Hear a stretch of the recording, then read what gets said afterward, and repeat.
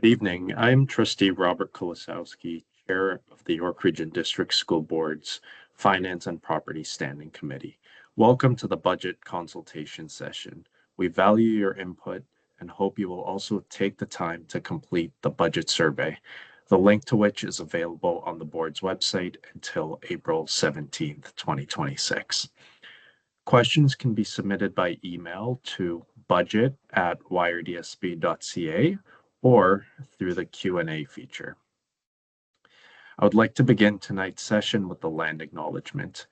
We affirm that we are all treaty people and acknowledge that the York Region District School Board is located on the lands of two treaties. The treaties have been signed with the Mississaugas of the Credit First Nation and the First Nations of the Williams Treaties, who are the Mississaugas of Alderville, Curve Lake, Hiawatha, Scugog Island, and the Chippewas of Beausoleil, Rama, and Georgina Island, who is our closest neighbor and partner in education. To honor this agreement, we will take up our responsibility to be respectful of their traditions, knowledge, and inherent rights as sovereign nations. We will respect their relationship with these lands and recognize that our connection to this land is through the continued relationship with these First Nations, and we acknowledge our shared responsibility to respect and care for the land and waters for future generations. So now we'll begin our budget presentation. I would like to turn it over to Sabrina Wang, Controller, Budget and Payroll Services. Thank you, Chair Kolosowski, and good evening, parents and community members. Thank you for joining us this evening. So building on Chair's remark, I will walk you through this financial context that is shaping the development of the York Region District School Board's 2026-2027 budget. Next slide, please.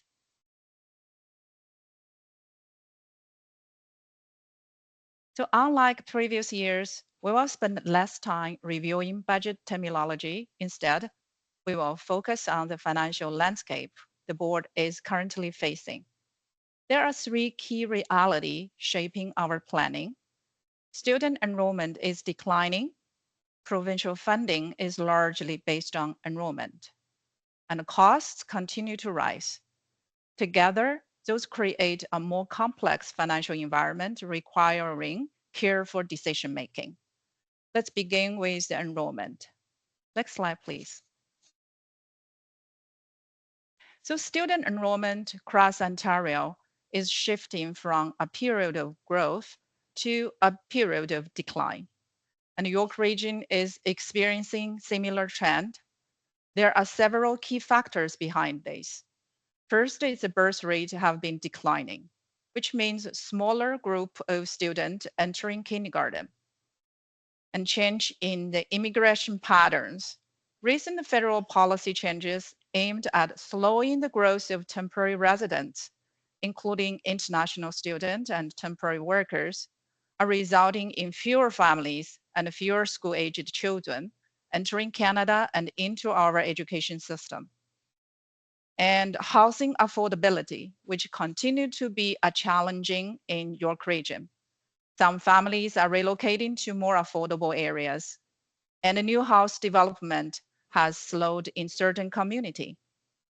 And we're also seeing cohort difference, larger group of students graduating from grade 8 and 12, and a smaller group entering into the system. Those are not factors within the board's control, but they have a very real impact on our enrollment. Next slide, please. So we look first at our elementary enrollment. Over the past decade, enrollment gradually increased with some short-term fluctuation during the pandemic, but overall remained relatively stable at a higher level. Enrollment peaked in the 23-24, began to decline in the 2024-2025. And by 2025-2026, it has returned to roughly the level we saw about 10 years ago, around the 2015-2016 school year.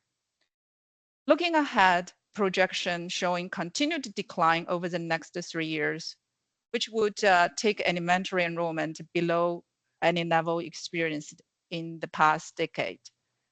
So this suggests that the current decline is not simply a temporary fluctuation, but reflects a longer-term demographic change affecting our community. Next slide, please. So secondary enrollment shows a different pattern on the screen. It increased over the past decade as larger elementary cohorts moved through the system.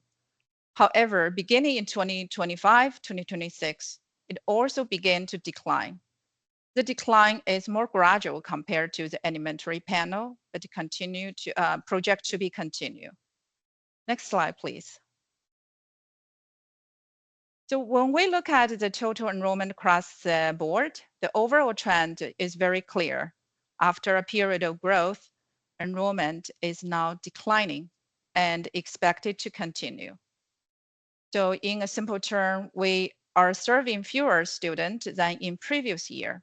So why does this matter? Because funding is directly tied to the number of students we serve. Next slide, please. So look at the pie chart on the screen. It summarizes how school boards are funded.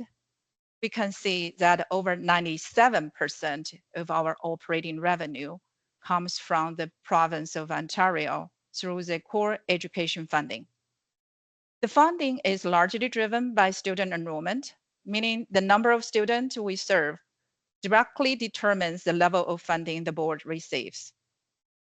School board has very limited ability to generate additional revenue locally. The other source, such as international student fees, which is also building on the enrollment, interest income, program fees such as LINK, make up only about 2.3% of our total operating revenue. That means fewer students means less funding for the school system. Next slide, please. So at the same time, the board is experiencing cost pressure in many areas. For example, inflation continued to affect the cost of goods and services, including technologies, supplies, and school operations. We are also seeing an increased sick leave and WSIB related costs in the system. Special education pressure continue as student needs become more complex. And there are statutory increase such as CPP enhancement implemented by the federal government. The economic uncertainty in today's world also creates financial risks for the board, such as the sudden surge of the gas or oil price you saw recently. So those are the not discretionary expense. They are required costs that must be managed within the existing funding framework. Next slide, please. So this slide shows how the board operating budget is actually allocated. Use the 2025-2026 as an example. The board operates at a balanced budget, approximately 1.8 billion. Almost 90% of the budget, actually it's 89.3 to be exact, is allocated to staffing, which is the salary and benefit, highlighting that education is fundamentally a people-based service. The remaining 10.7% supports non-staffing cost. Next slide, please.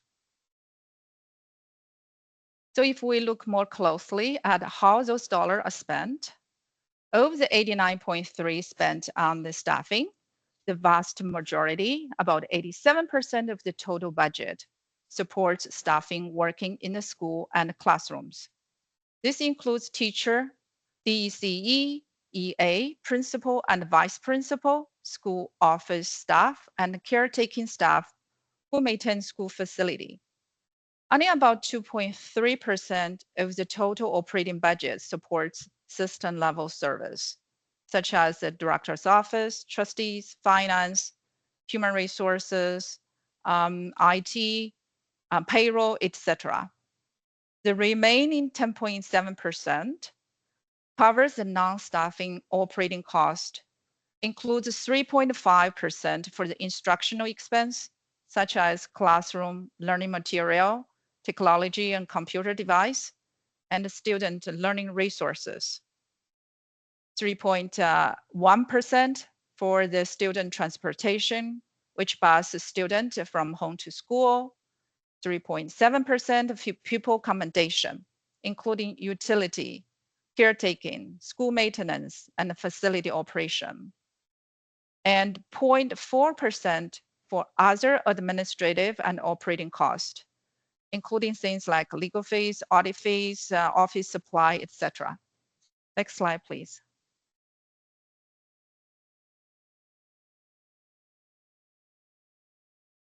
So when we bring those factors together, our new financial reality becomes clear.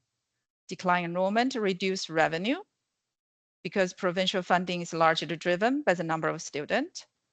At the same time, rising costs continue to increase expenditure. Together, those trends reduces the board's financial flexibility. This means that budget decisions become more complex, requiring us to carefully balance multiple priorities and competing needs. Next slide, please. So when we're developing the budget, the board must consider multiple factors to ensure funding is allocated responsibly and effectively. Student enrollment is one of the most significant driver. As enrollment changes, staffing level, including teacher, early child educator, educational assistant, and school administrative staff must be adjusted to ensure school is appropriately resourced.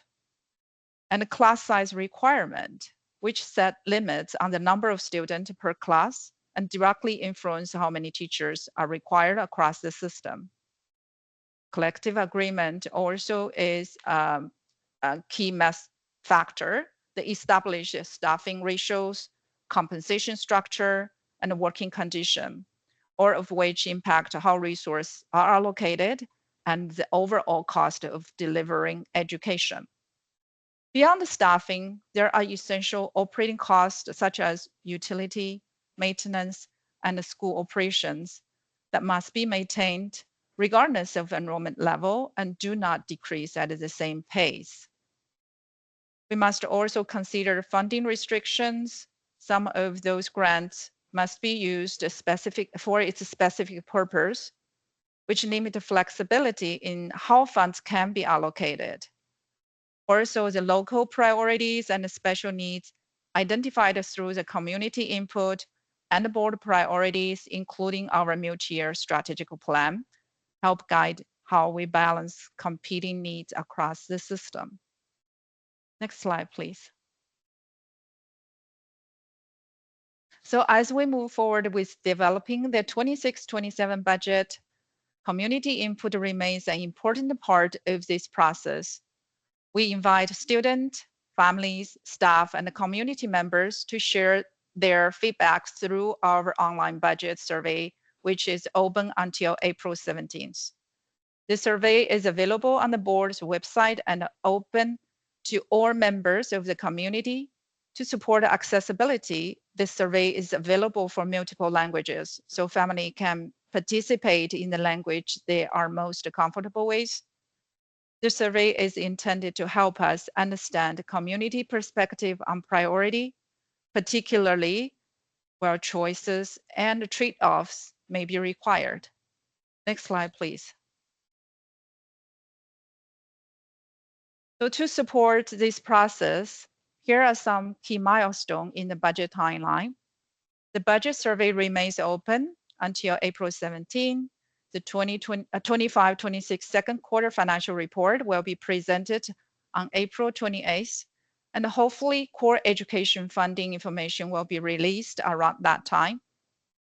Advisory committee feedback and public consultation summaries will be shared in May Finance and Property Committee. A draft budget will be presented in early June, which incorporated the feedback we received. And the final budget approval, the final budget is expected to be approved in the middle of June. We will continue to communicate updates as the process moves forward. Next slide, please. So this concludes our budget information presentation. As you have seen, the 26-27 budget is being developed in a changing financial environment. Our goal is to balance fiscal responsibility with our continued commitment to the student success and well-being. Throughout this process, we remain focused on minimizing impact to school and the classroom while working within the provincial funding framework. I would now be happy to take any questions.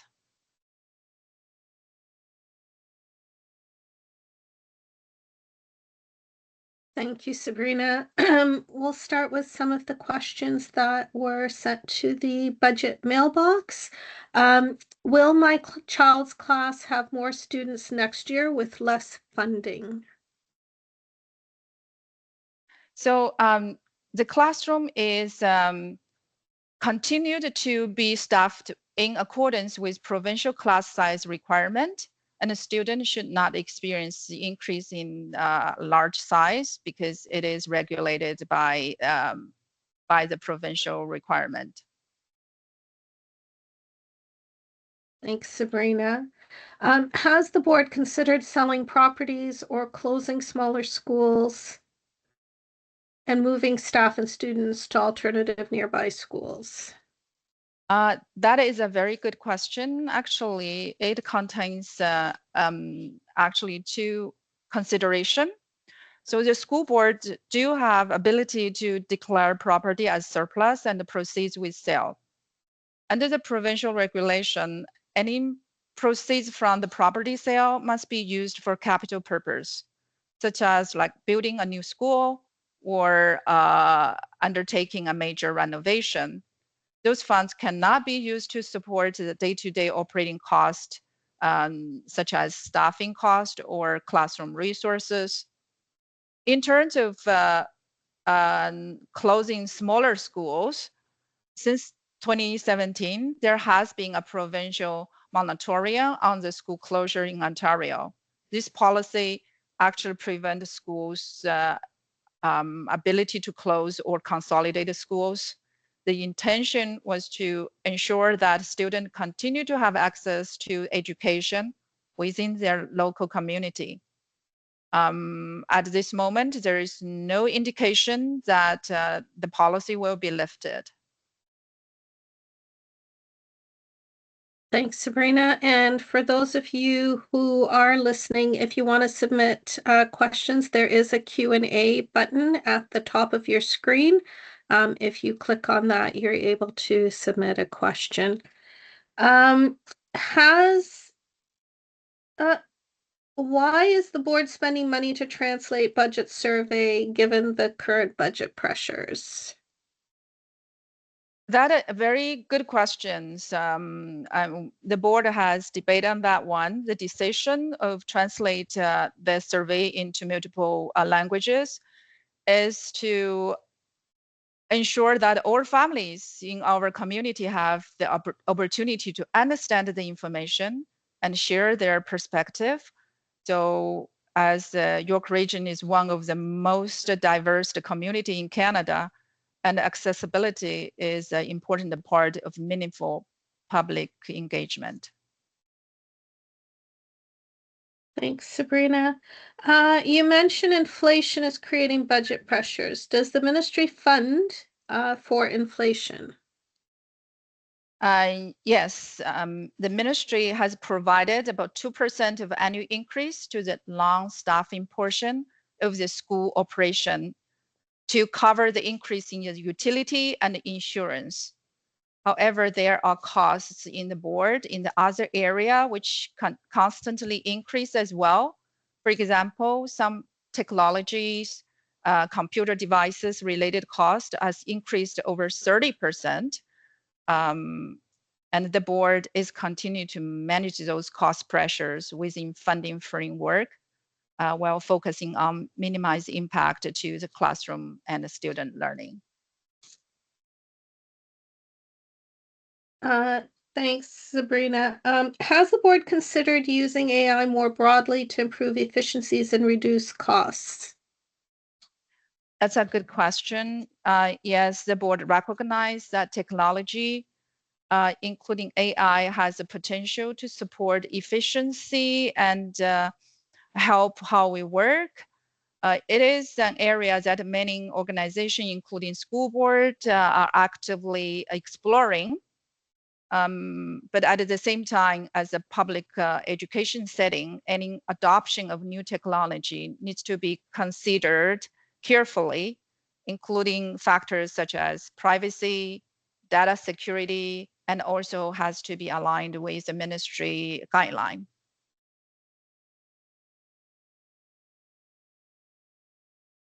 Thanks, Sabrina. There is another question with regard to will there be staffing reductions in the 26-27 school year? And we have a second question on the same theme, just comparing our numbers to TDSB. So are we anticipating staffing or program reductions in 26-27?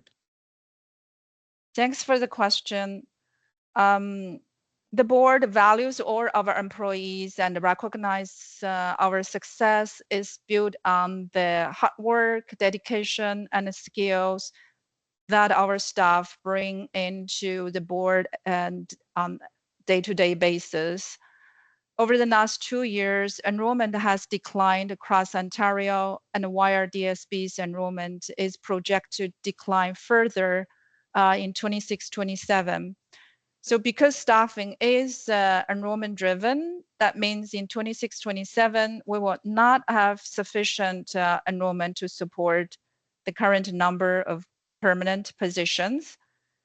We are managing this through attrition and our annual staff process, including place surplus staff into available roles, with a focusing to support our existing employees through this transition. Okay, and let me just see what else we have.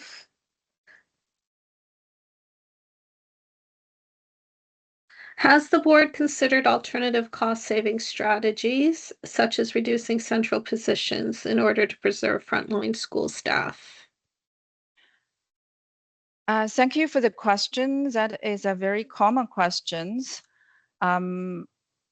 As we presented on that slide, approximately we have 2.3% of our total operating budget supports some central function, such as system level services like IT, finance, human resources, community, and trustee, etc.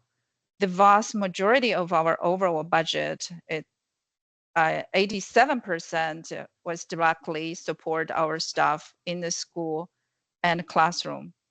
So where we are looking at every opportunity for efficiency, reduction in central area would not be sufficient to offset the broader financial pressure we are facing.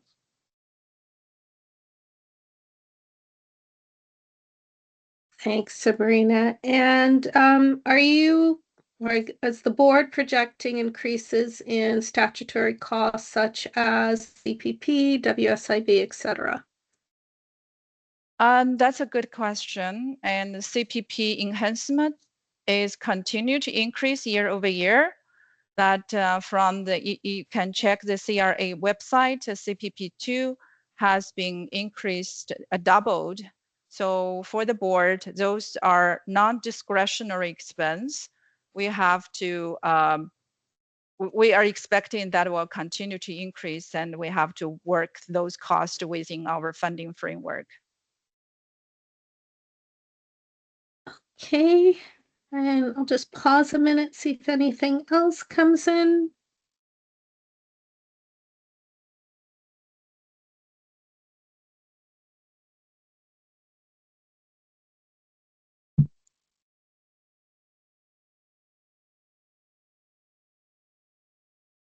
Okay, not seeing anything that we haven't already answered, so perhaps at this time I'll turn it over to the chair of the board, Ron Lin.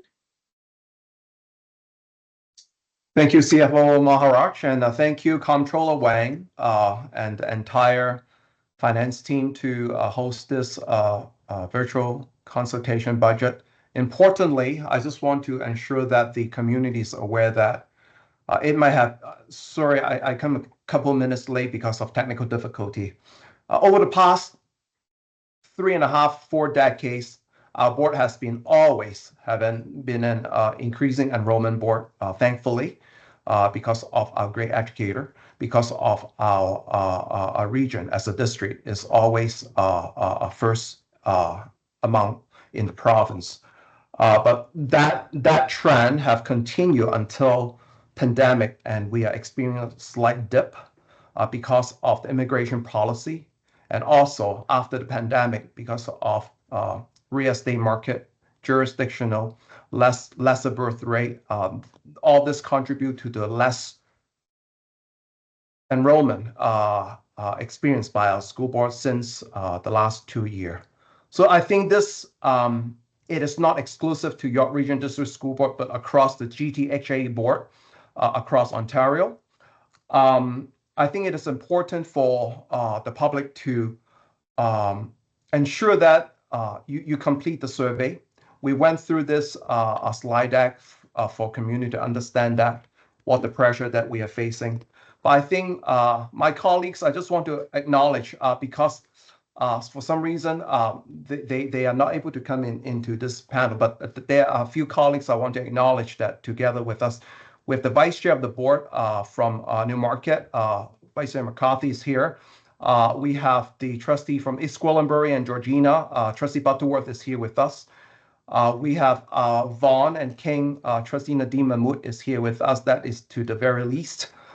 And as the Board of Trustees working in collaboration with the staff team and in this context, the finance team, we want to ensure that despite this pressure that we're facing, we want to do all the decision to the best, to the classroom, our student, and our educators.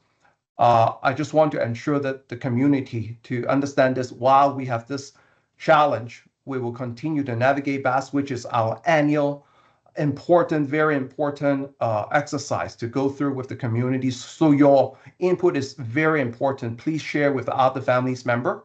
Please share with a staff member and your other parents group. So I appreciate that for hosting this evening and spending your very precious evening with us on this important topic. I want to say thank you to the senior team for leading the way operationally, ensuring that student achievement and student well-being are always at the top priority under the Education Act that we are navigating through. With that, I just want to offer my thank you and appreciation, and I just want to pass the time back to Director of Education or the Chair of the Finance and Property Committee, Chair Kolosowski, to see if any wrap up. Thank you very much, CFO Maharaj. Thank you, Mr. Chair. Robert? Yes, thank you. Thank you very much, Chair Lynn, and thank you, CFO Vidya Maharaj and Controller Sabrina Wang for all of your contributions today. Thank you to everyone for taking the time to attend our budget consultation session tonight. Our board's website will include a link to tonight's presentation and the answers to the questions.